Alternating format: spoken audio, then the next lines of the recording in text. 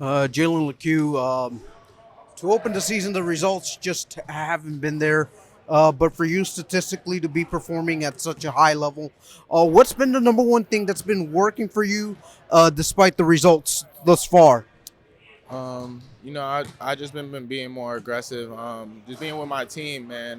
My team has a lot to do with that. They help me a lot when I'm being aggressive. They always help me, motivate me to be aggressive. Coaches as well. We just have to figure out how to get these dubs, man. Because we're in good position, man. We're at 1-3, so I'm not really tripping so much. We got a lot of games coming in. We got a good group of guys, so I'm not too worried. Now you got a couple of home games coming up. What's been the number one thing that coach has relayed to you guys as the players to just try to turn around this small little tide that you guys are in at the moment? Yes, because we was number one in our conference for like the half of the season for last year. So I mean for the whole season of last year. So I mean, we're just really just being as strong as we can. We got a great group of guys on our team. A lot of guys ready to step up and play, and coaching staff is ready to coach. And for you it's been quite the ride because you've been producing offensively. What do you think you feel you owe that to with the production being so high for you? I'm not really too worried about my stats wise with points. Everybody knows I can score the ball. Everybody knows I can be aggressive. That's not really what I'm shooting for. I'm looking forward to being a winner. I always wanted to be a winner, and I always have been a winner. So I just want to win games with my team and win that championship and look good doing it. All right, thanks, Jalen. Yes, sir. Two games at home starting tomorrow with Sioux Falls.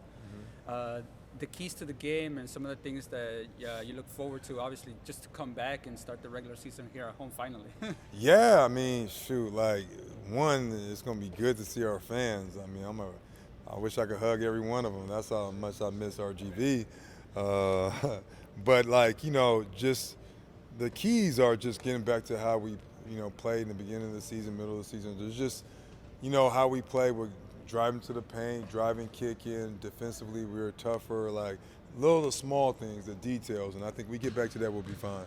And on my end, this will be my final question: is obviously Darius Days, Trevor Hutchins, two-way players.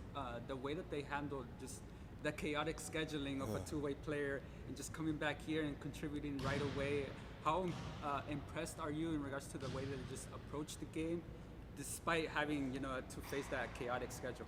Yeah, I mean, you think about it. We were going a while, but they were going longer than us because they left before us. So they were out in Houston. So for that long stretch. Nah, I thought about this today. Actually, I'm just grateful. I got two professionals. As young kids, they're professionals. They do the right things. They say the right things. They come in. They work every day.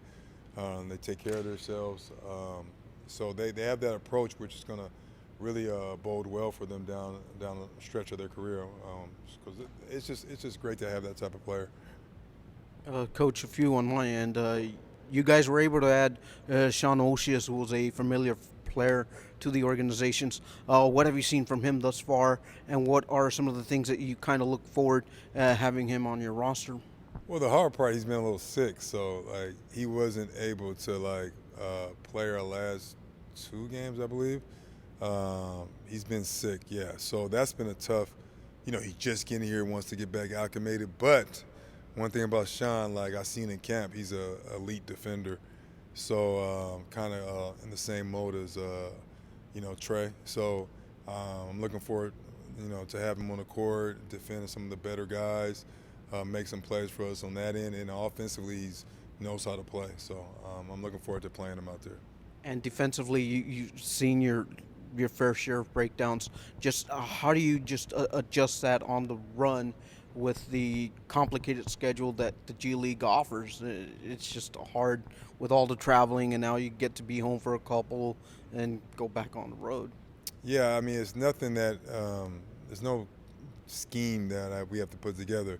It's literally doing what you supposed to do. That's it. Like we've been practicing and drilling certain defensive actions the entire year, and if you don't do it correctly, you will get burned. And that's what was happening in OKC.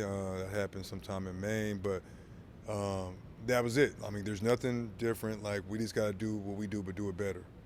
And offensively, you guys score enough points to where you guys are able to put yourselves into winning positions. Just how do you just keep that offensive flow rolling with these next two games coming up? Can never score enough points if you ain't winning. Yeah, you know. But I would say, like, our pace, you know, it's a little tough because we're short-handed, so guys get a little tired. But our pace, man, like, we play with pace. It's not too many teams that can play with us because we have a lot of talent out there. So make sure our pace is up, make sure we're playing fast, make sure we're making quick decisions and getting downhill and touching that paint. One last thing I just remembered.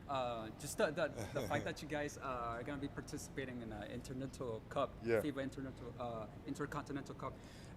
Once you saw that invitation, what were your first thoughts? Just overall, a great competition just to measure yourselves against other teams from across the Atlantic. Yeah. I know. I was excited right away. I want to have a little vacation. That's what it is. I was excited because I'm an overseas player. I played overseas for 8-9 years, so that competition is tough. It really is a good challenge for our guys.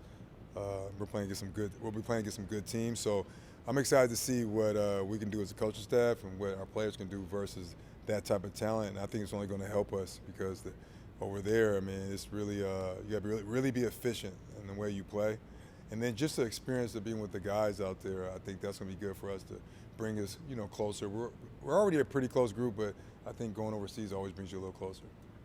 That's what I got for you. Thank you. Appreciate you. Appreciate it. Yeah. Tomorrow.